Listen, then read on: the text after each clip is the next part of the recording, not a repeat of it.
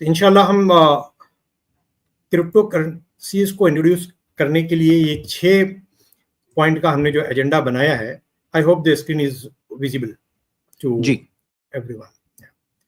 तो यहाँ पर हम चंद वक्फों में सीखेंगे कि क्रिप्टो करेंसी है क्या, इसकी ओरिजिन क्या है, इसकी हिस्ट्री क्या है और इसकी अंडरलाइंग टेक्नोलॉजी क्या है, आखिर इसकी जरूरत क्यों पड़ी, और फिर थोड़ा सा हम उस टेक्नोलॉजी को समझेंगे ताकि हमें ये समझ में आए कि उसकी सिक्योरिटी क्या है, उसमें ट्रांसपेरेंसी की क्या चीजें हैं, क्या उसमें धोखाधड़ी के चांसेस हैं या नहीं है। तो ये चीजें हमें जब उसकी अंडरलाइन टेक्नोलॉजी को थोड़ा सा हम समझेंगे तो इंशाल्लाह कुछ मालूमात हासिल होगी।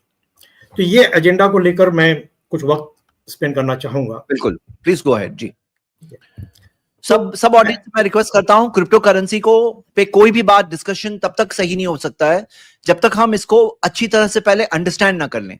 हाँ, तो हम असलम भाई से अंडरस्टैंड कर रहे हैं what is crypto currency in reality, क्या चीज है ये, इसकी रियलिटी को अंडरस्टैंड करेंगे, फिर हम आगे इंशाल्लाह इस पे डिस्कशन करेंगे। असलम भाई ने एक इंपॉर्टेंट सवाल जो पूछा कि क्रिप्टो करेंसी क्या है, क्या ये माल में काउंट होता है? माल क्या है? माल एक ऐसी चीज है जिसको यानी हम देखते हैं कि जिसकी वैल्यू समझी जाती है, जो इसकी वैल्यू है, क्या ये माल है, नहीं है? क्या ये करेंसी के तौर पर, जो क्रिप्टो करेंसी जब कहा जा रहा है तो करेंसी के तौर पर यानी कि मीडियम ऑफ एक्सचेंज के तौर पर, तो एक्सचेंज ऑफ वैल्यू के तौर पर क्या इस्तेमाल करना सही है, नहीं है? तो हम कई चीजों को अंडरस्टैंड करेंगे। जब ये कंसेप्ट अंडरस्टैंड करेंगे तो आगे चीजें वाजे होती जाएगी। तो असलम भाई very good, can we start, यानी कि क्रिप्टो करेंसी क्या है, इसका क्या रीजन था इंट्रोड्यूस हुआ वगैरह सारी चीजें, प्लीज गो अहेड आप जी, हम बताइए। बिल्कुल बिल्कुल। तो ये एक पहले बेसिक हम डेफिनेशन को समझते हैं कि ये क्रिप्टो करेंसी की एक डेफिनेशन क्या है। तो इस सब मीडियम ऑफ एक्सचेंज, ठीक है। अब बहुत सारी करेंसी जो होती है इस सब मीडियम ऑफ एक्सचेंज ही होती है। यहां पर फर्क ये है क्रिप्टोग्राफी, जिसके जरिए हम ट्रांजैक्शंस को, जो लेन देन हो रहा है, उसको काफी सिक्योर किया जाता है, ठीक है। अभी जो क्रिप्टोग्राफी का वर्ड है ये कोई नया नहीं है। अब ये 8वीं सदी में हमारे बल्कि अरब के साइंटिस्ट हैं इब्न खलील, उन्होंने पहली बार इस क्रिप्टो की, जिसको हम एक मैजिक कीवर्ड के जरिए हम अपने इंफॉर्मेशन को इस तरह से बनाए कि वो सिक्योर हो जाए, वो डिकोड ना होने पाए, ठीक है। तो उसमें ये होता है कि जब हम कोई मैसेज को भेजते हैं, उस वक्त करेंसी की बात नहीं हो रही थी, क्रिप्टोग्राफी की बात हो रही है कि हम जो भी मैसेज को, जो भी इंफॉर्मेशन को, जो भी डेटा को हम ट्रांसफर कर रहे हैं एक जगह से दूसरी जगह, उसमें हम शुरुआत में उसको इनक्रिप्ट किया जाता है, उसे इस तरह से बनाया जाता है कि जब वो डेटा, वो इंफॉर्मेशन जब ट्रांसफर हो एक जगह से दूसरी जगह, तो जो रिसिपिएंट है, जिस तक मैसेज को पहुंचना है, उसके अलावा कोई और उसे समझ ना पाए, ठीक है। तो क्रिप्टो, ये लफ्ज जो है क्रिप्टोग्राफी से आई। और जब बाद में ये हुआ कि जो करंट करेंसी है उसमें ऐसा नहीं है। अगर मैं आपको 100 रुपए का टेंडर नोट दे रहा हूं, एवरीबडी नोज, 2000 रुपए का नोट दे रहा हूं, और किसे दे रहा हूं सबको पता है।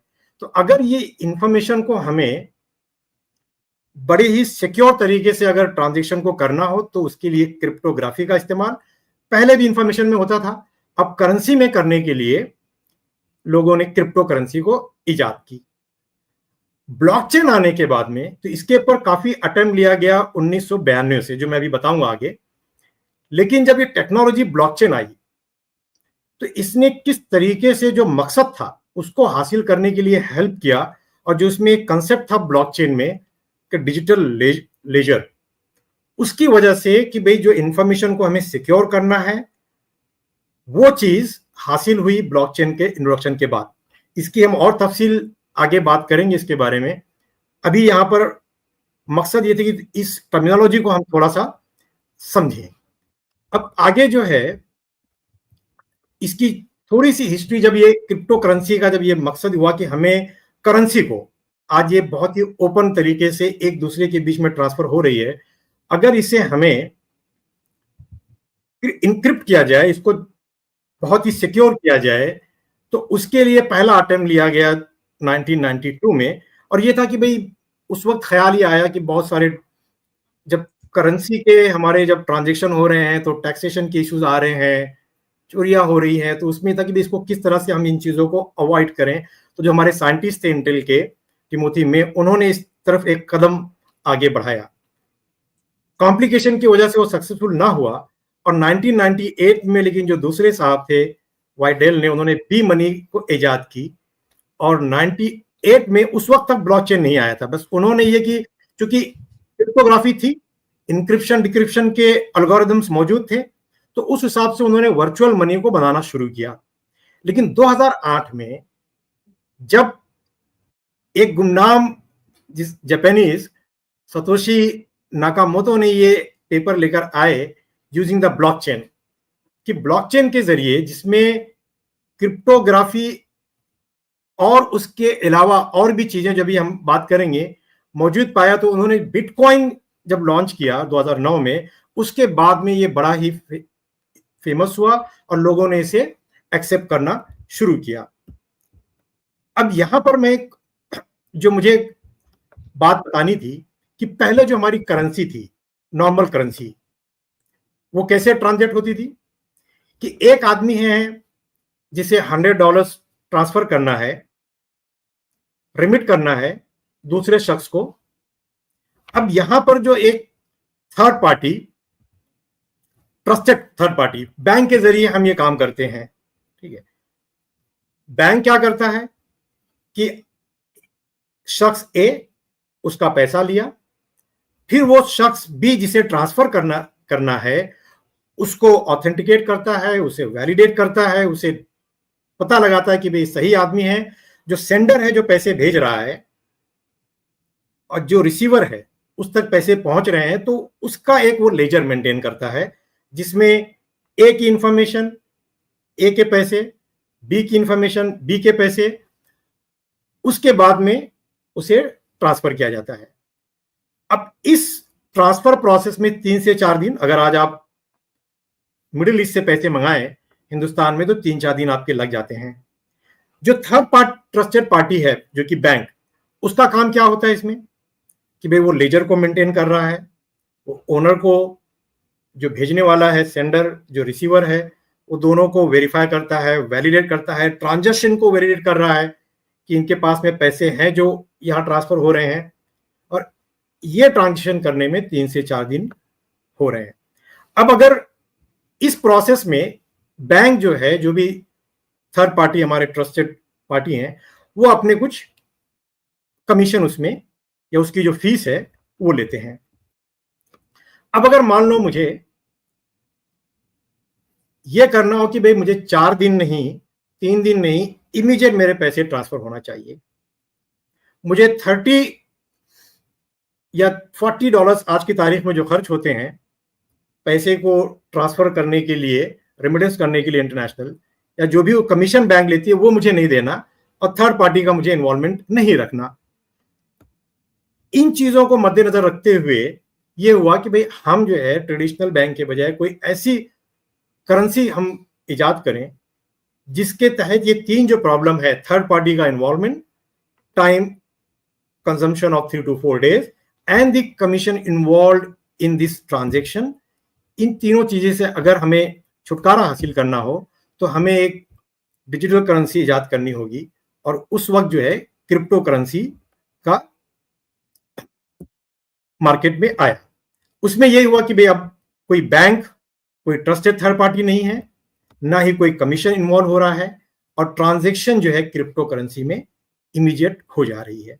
तो यह जरूरत थी जिसके तहत क्रिप्टो करेंसी को इनोवेट किया गया 1992 से। और जब ब्लॉकचेन आया उस वक्त 2008 या 2009 में बिटकॉइन के आने की वजह से, जो कि ब्लॉकचेन टेक्नोलॉजी पे मुश्तमिल थी, मार्केट में इसकी पॉपुलैरिटी बढ़ी।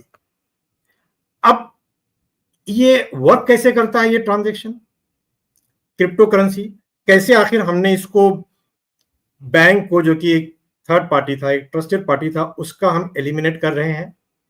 तो इसके लिए एक मिसाल के जरिए यहां पर मैं डेमोस्ट्रेट कर रहा हूं कि आप एक मिसाल लीजिए कि person A is transferring a money to person B, ठीक है, and person A already has $20 in his account. अब जब वो पर्सन बी को ट्रांसफर कर रहा है तो जैसे वहां लेजर बन रहा था बैंक में, अब यहां कंप्यूटर पे एक लेजर बना जिसमें हमने कहा कि ए ने बी को ट्रांसफर किया 10 रुपए. ये एक ब्लॉक ऑफ इंफॉर्मेशन कि ए ने ट्रांसफर किया बी को 10 रुपए. अब ये ब्लॉक जो था वो इसके पहले के ब्लॉक में, जहां पर पहला ब्लॉक ये था कि भाई ए के पास में 20 रुपए हैं या $20 हैं. दूसरा ब्लॉक जो ट्रांजैक्शन हुआ कि ए जो है ने बी को 10 रुपए या $10 दिए, वो इंफॉर्मेशन डेटा भी एक ब्लॉक में गया और वो ब्लॉक जो प्रीवियस ब्लॉक था इनिशियल ब्लॉक से जुड़ा. अब अगर मान लो बी ने पैसे ट्रांसफर किए $8 टू सी, अब ये इंफॉर्मेशन एक अलग ब्लॉक बना कि बी ने सी को 8 रुपए दिए या $8 दिए.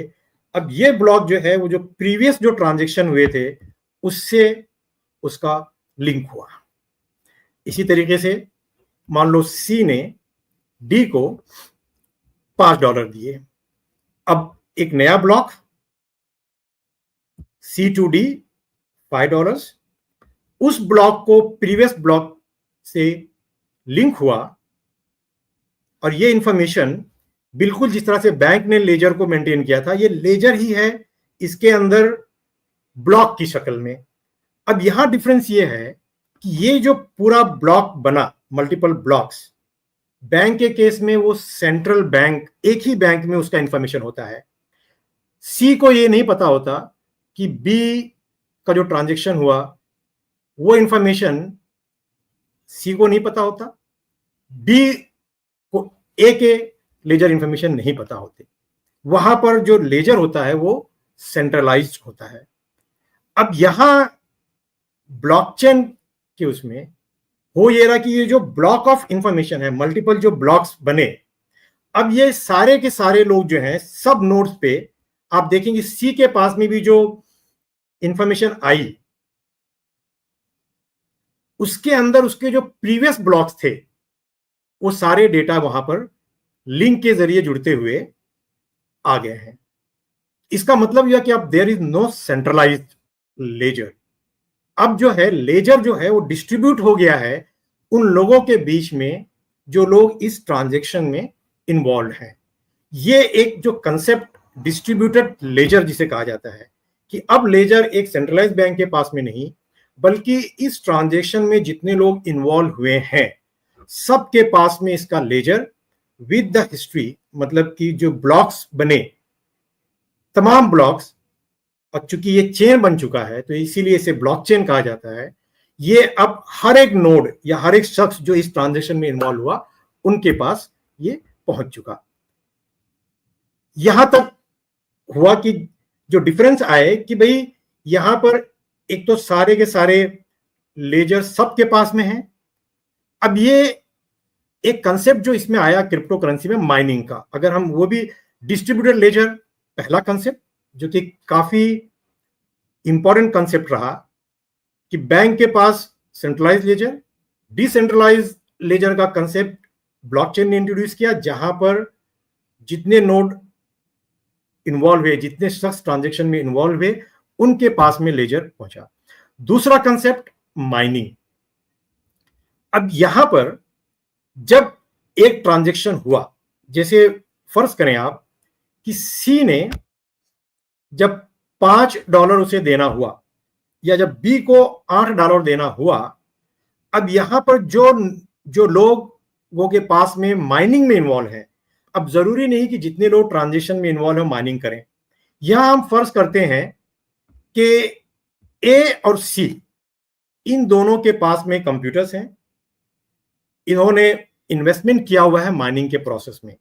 माइनिंग का प्रोसेस क्या हो रहा है कि जब बी ने सी को $8 दिए तो सी का कंप्यूटर जो है उसे किसी को एक वैलिडेट करना है ट्रांजैक्शन को कि ये $8 का जो ट्रांजैक्शन है ये वैलिड ट्रांजैक्शन है बी के पास में उतने पैसे हैं कि मुझे लेना है, तो सी की जो कंप्यूटिंग मशीन है और जितने भी इस तरह के मशीन हैं, जितने लोगों ने अपने मशीन को, जिस तरह से हम इंटरनेट पे सब लॉगिन करते हैं, everybody has access to internet, तो anybody can do a mining. तो जब माइनिंग का जो मशीन है वो ट्रिगर होता है कि now I have to validate, और इसके लिए जो है एक अल्गोरिदम होते हैं, mathematical algorithm, to find out, to validate this transaction.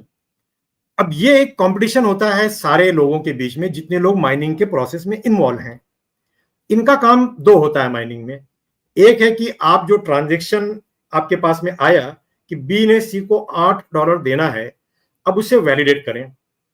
Number 2, आपको वैलिडेशन के बाद में इस ब्लॉक को पीछे के ब्लॉक में आपको अटैच करना है।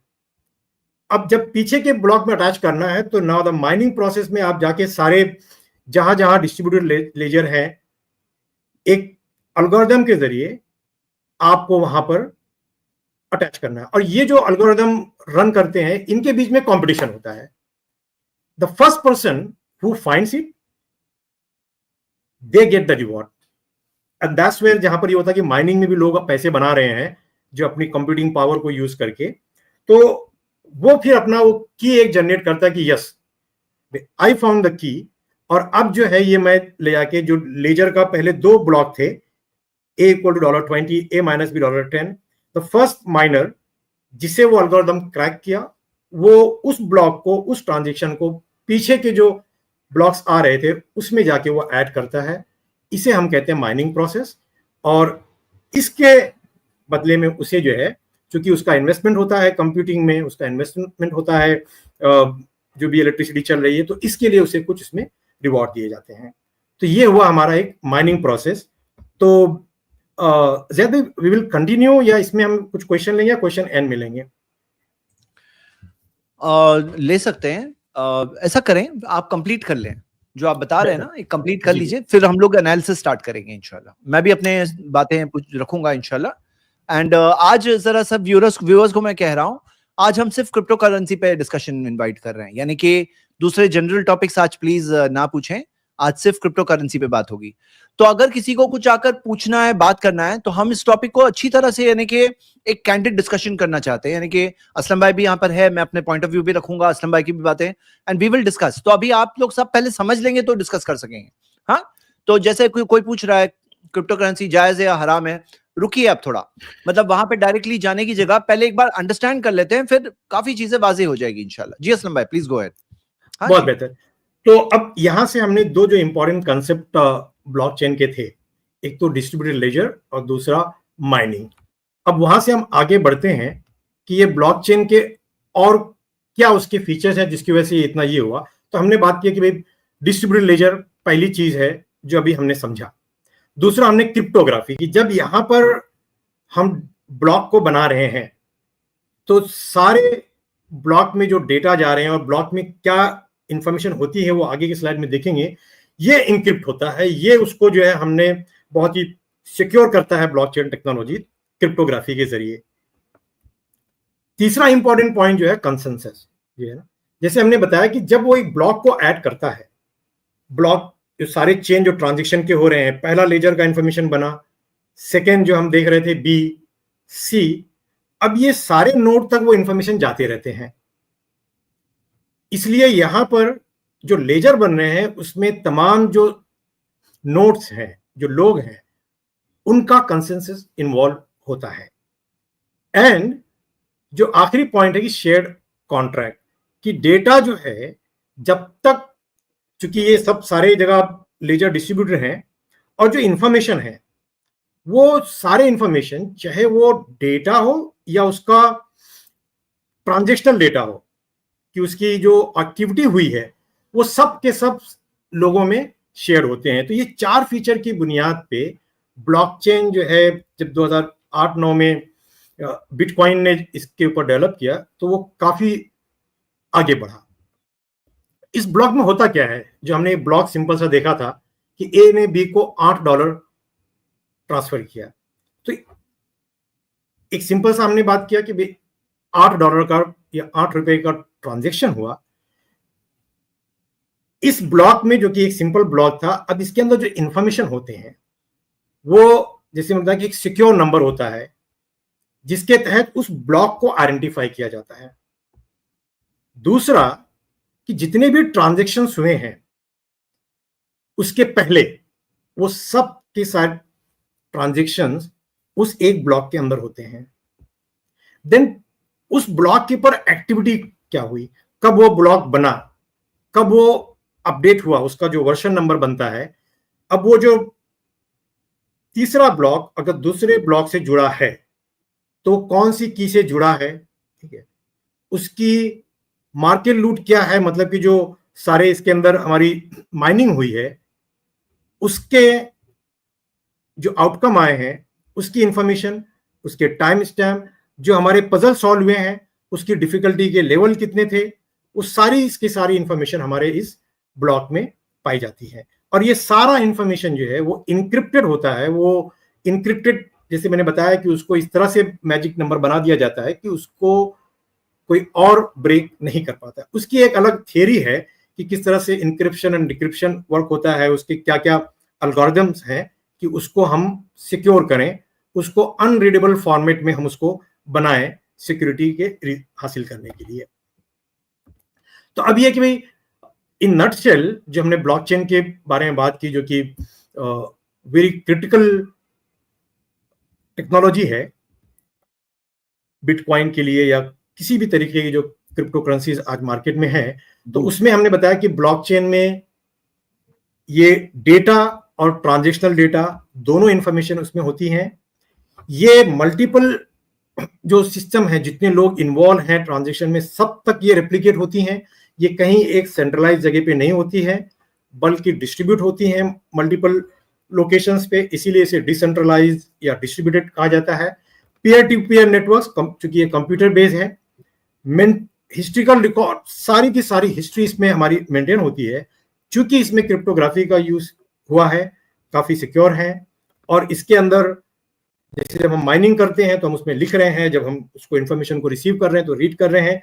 ये सारे की सारी जो फीचर्स पाए जाते हैं ब्लॉकचेन में, जिसकी वजह से ब्लॉकचेन को इस्तेमाल किया जा रहा है। अब ब्लॉकचेन हमने देखा कि करेंसी के लिए हमने यूज किया है, लेकिन करेंसी के अलावा क्रिप्टो करेंसी तो बनी, इसे मल्टीपल बिजनेस यूज केस में भी इस्तेमाल किया जाता है।